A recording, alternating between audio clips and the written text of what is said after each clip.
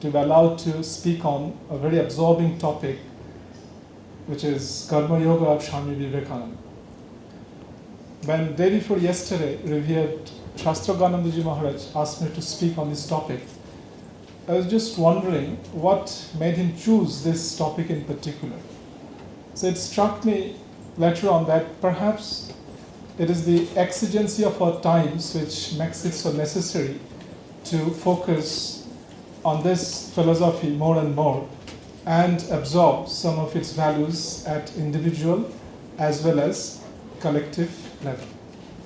Because you see, our society right now is one of intense activity. And unless and until there is a philosophy which can guide our lives throughout the day, then perhaps, it will simply grow crazy. It will lose its sanity. And fortunately enough, Swami Vivekananda has made us a great gift of this philosophy of work, or Karma Yoga. Now, one of the stalwart monks of Ramakrishna order, Swami Ashokhananda, used to say that this philosophy of work of Swami Vivekananda is really going to be a gospel for future humanity. And as we talk on this, we will recognize why he did say that. Right. Now, you see, this philosophy of Karma Yoga is really based upon a very exalted vision of man, which Swamiji had. Now, various people throughout the ages have tried to analyze man through the prism of their own understanding. Philosophers, scientists, social and political thinkers, and economists, they have their distinctive perception of what man is. And their contribution to various domains of human progress is necessarily confined to those aspects which they considered central to man. Now, while we remain really beholden to them for their great contributions in various domains of human excellence, one redeeming defect for them was that they ignored the spiritual side of man. You see, on the other hand, we had this great lineage of spiritual prophets who recognized the divinity inherent in every person and its connection with eternal Godhood. And as a result, they tried to nurture only the spiritual aspect of man, ignoring thereby the other human aspects of man. Now, while it's a fact that divinity does indeed constitute the core of man, the human aspects cannot be simply wished away. Now, of course, in any age, only a microscopic minority have responded to an avowedly spiritual life. So what about the rest? The rest of the people who are dignified in their respective domains of professions and life? What about them? What really was missing was a comprehensive vision of man, which would not really ignore these various human facets of man, but they will actually, they will be linked with this divinity of man as well, eventually. What was really required was a very wonderful philosophy, a robust philosophy, which, being tied up with this divinity of man, will guide man through his day-to-day activities. And this philosophy was eventually born in the heart of Swami Vivekananda. Now you see, to this great prophet of humanity, divinity could never be separated from the stream of life.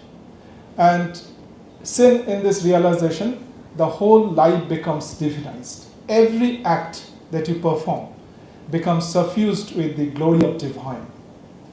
And Swami Vivekananda, his tremendous intellect, saw that human pursuits such as science, technology, arts, and religion, they're actually trying to express the same truth. Great disciple of Swamiji, Sister Nivedita, very succinctly, expressed this philosophy of Swami Vivekananda. I'll just try to quote Sister Nivedita. She writes these things in her introduction of Swami Vivekananda's complete works. What does she say there? She says, quote, "If many and one indeed are the same reality, then not only all modes of worship, but all modes of work, all modes of struggle are valid paths of realization. So henceforth, there is no distinction between secular and sacred. To labor is to pray. To renounce is to conquer. The whole life can be spiritual. In fact, factory, farmyard, study, workshop, they are equally fit and true scenes for meeting of man with God as the cell of a monk or the door of a temple. I think I can easily figure out what Swamiji is trying to say here, that so far we have this tremendous conviction that only if you worship God through some valid paths like yoga and philosophy, you can reach the highest excellence. But here Swamiji says that you can achieve the same thing to work, provided you have the conviction that you have the divine within. Now this is definitely the new gospel for our age and future humanity. And you see, what is going to happen? If you can look around, you'll see that our age is one of the glory of man and his achievements. And is then religion really going to die in our society today and in the future times? The answer perhaps is yes and no. Yes, because as can be ascertained from the current trends, the hold of conventional religion on society is gradually dwindling. But again, it's emphatic yes, because the true religion will be back in the form of the conviction that one indeed is divine. And foreseeing the state of affairs that can happen in future, Swamiji beautifully said in lectures that there were times in old India when there were many prophets in our society, many enlightened souls. But Swamiji says that there is going to be a time in future when prophets would walk through every street in every city. Now this is definitely a wonderful consummation devoutly to be wished. Now you see, the whole idea of this Karma Yoga is based on the exalted vision of man, that man is divine. Elsewhere, Swamiji says that each soul is potentially divine. The goal is to manifest this divinity within. Do this either by work or worship or psychic control or philosophy. By one or more, by all of these, and be free. The rituals, dogmas, doctrines, churches, temples, they're all but secondary details. The important point that you need to take out of this whole aphoristic statement of Swamiji is this, that you can actually manifest this divinity by work. Now, we do not have much time for meditation, neither for yogic practices, but we are all men of work. And Swamiji, with all the emphasis at his command, says that yes, you can manifest this divinity within by work. What does it really mean? And that is exactly what the crux of Karma Yoga is. Swamiji explains that you see, you can manifest this divinity within by becoming unselfish. Now, how does one unselfish? How does one become unselfish? By treading the path of nibritti. Now, I would like you to pay specific attention to this thing. And this is really the crux of Karma Yoga. So, he says that you can really manifest this divinity within by becoming unselfish. And how does one become unselfish?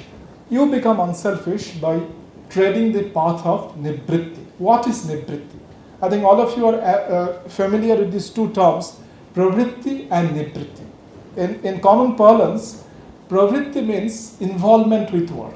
We are all involved with various activities. And nibritti means abstention from work.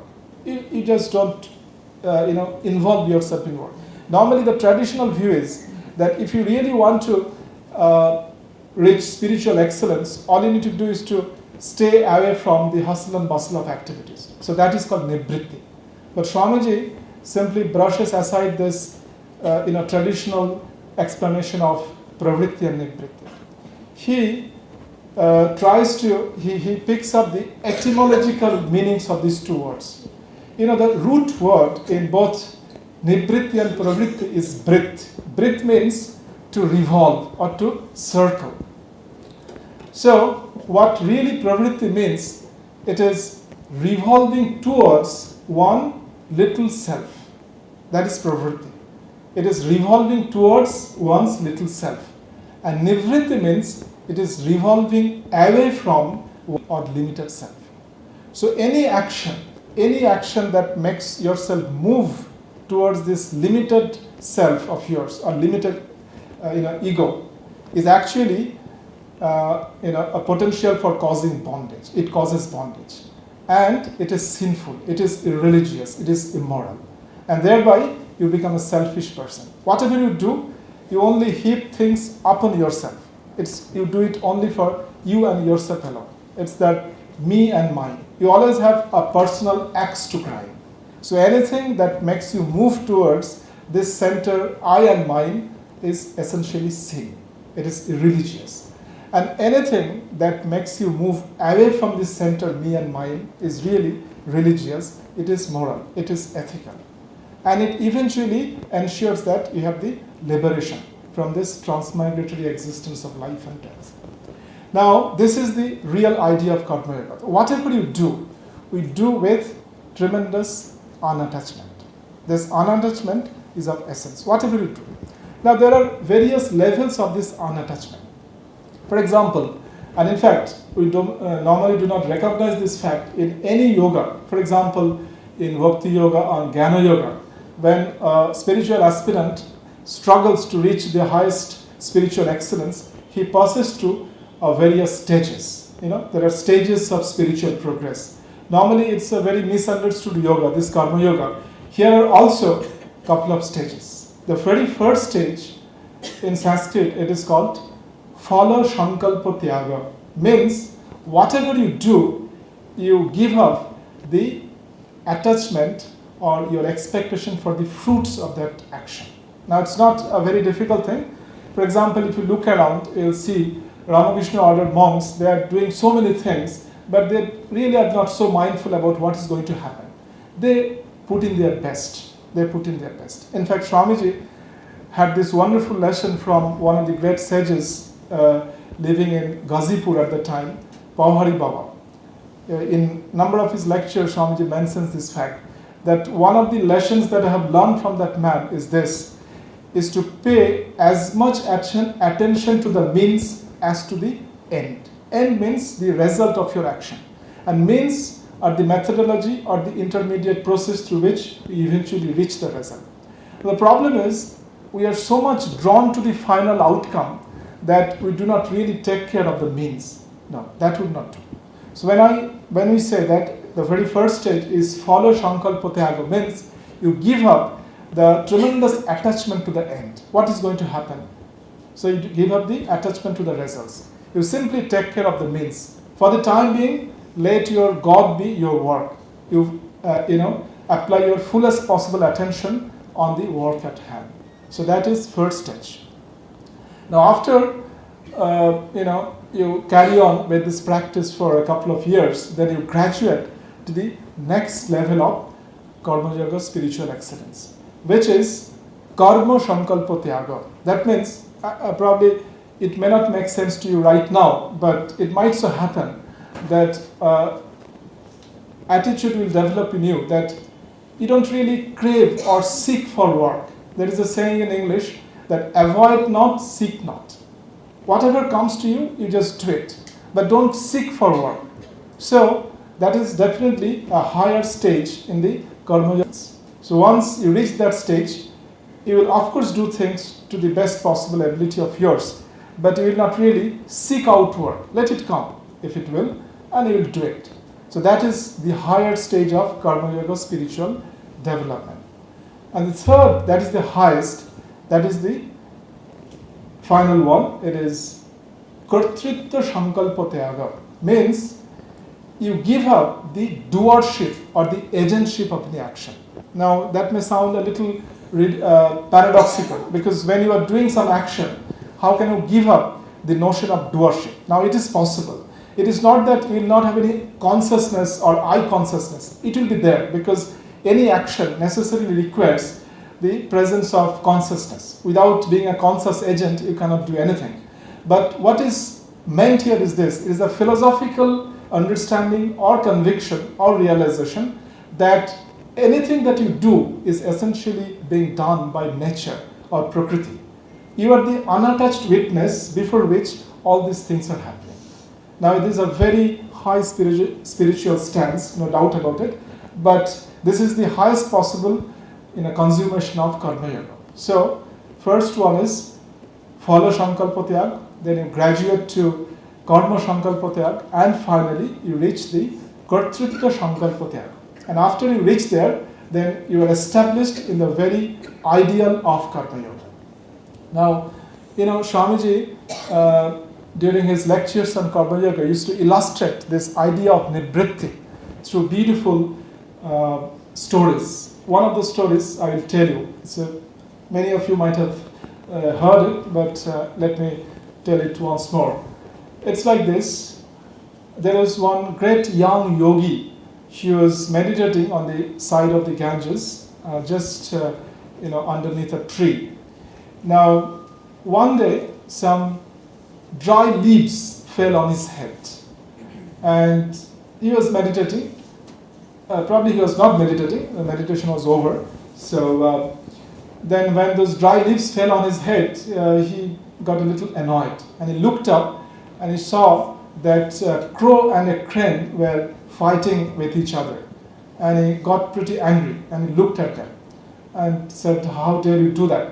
And wonder of wonders, when he looked at them very angrily, some fire shot out from his eyes, and they were burnt. Those two birds were burnt, and it amazed him, and he felt that, well, I really acquired some great spiritual power through my devoted practices for so many years, and he was pretty happy.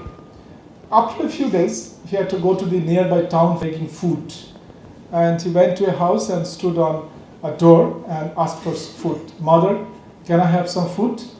And from inside a voice came saying that, "My child, wait for a while, I will come after some time." And then this monk started thinking. Remember, he's not speaking aloud, he is just thinking that how dare this wretched woman make me wait like this? Is she not aware of my power, that I can do so many things? You see, he was thinking. The moment this thought arose in his mind, again the same voice spoke from inside. "My child, do not think too highly of yourself. Here is neither crow nor a crane." Now he was amazed. How could this lady know this? Okay, and she's just an ordinary lady working at home, housewife, and he was a yogi practicing spiritual practices for so many years. Now, of course, he waited, and after a while, our housewife came.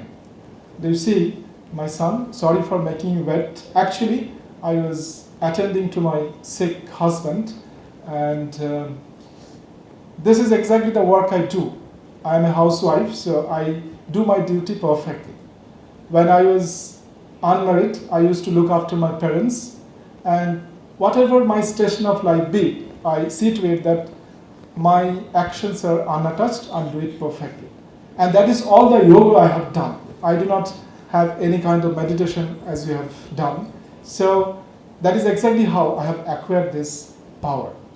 And that really made our mom wonderstruck. So this lady, simply by disinterested performance of her actions, just by looking after the household activities, she has attained to the same level of spiritual excellence that he has achieved through regular spiritual practices. And then, after taking that alms, he was about to go away. Then the lady said that, "Okay, my child, you can go to such and such a town where lives this hunter, Vyadha. And if you have any more question, he'll be able to satisfy that. Because this much I have progressed," herself. And well pleased, the monk started off for that town where that Vyadha used to live. So, in the marketplace, that Vyadha, the hunter, he was a hunter, and he's a big fat man cutting meat and bargaining and selling things with the customers. And he was a little disgusted that this man smeared with blood, okay, cutting meat and bargaining with customers, is he going to teach me spiritual truths? But then he waited because he had already seen so many wonderful things happening in his life, so he just waited. So he was thinking, what can I possibly learn from him? And the Vadha, recognizing that he must have been sent by the lady in the village, so that she must have sent you. Okay, you take a seat here, we'll speak after a while, after my work is over. And the work was over in a half an hour or so, and he asked him to come with me. He went to his house. Again, he made him wait in a seat in a chair. And he said, you give me some more time. He went inside, he bathed his parents, fed them, and then he came back. Loki sir, you have come all the way from the village. What questions do you have for me? And he asked some very abstruse questions on God, soul, and religion. And the answers that this Vyado gave constitutes the highest flights of Advaita Vedanta philosophy. It's included in Mahabharata. The book is known as Vyado Gita. Okay. Now, wonderful, because then he was again amazed that how can this man, doing this very lowly activities, can attain to such high spiritual excellence. Then he just out of curiosity said that, sir, why do you find yourself such a man of illumination, realization in such lowly profession? And then that hunter said that, you see, no work is lowly, no work is bad. Okay. Circumstances found me in this situation. I learned my trade when I was a little boy, and I did it unattachedly, with no attachment whatsoever to whatever I was doing. And this itself gave me a tremendous spiritual insight. So that is really the crux of Karma Yoga. Whatever you do, in whatever station of life you might find yourself in, do it without any attachment whatsoever. That is the whole ideal of Karma Yoga. Because we ourselves find in various fields of action and so many interactions we have throughout the day, that if we can ensure that we do it with no attachment whatsoever to the fruits of our actions, if we are at the first level of our Karma Yoga spiritual excellence, we can gradually go to the higher level. So that is the whole idea of Karma Yoga. In fact, I want to end with one little incident in the life of Swami Vivekananda. When Swamiji was leaving for the West for the second time in 1899, before he left Belur Math, he gave a little farewell speech to the assembled monks. It was 19th June, if I remember correctly.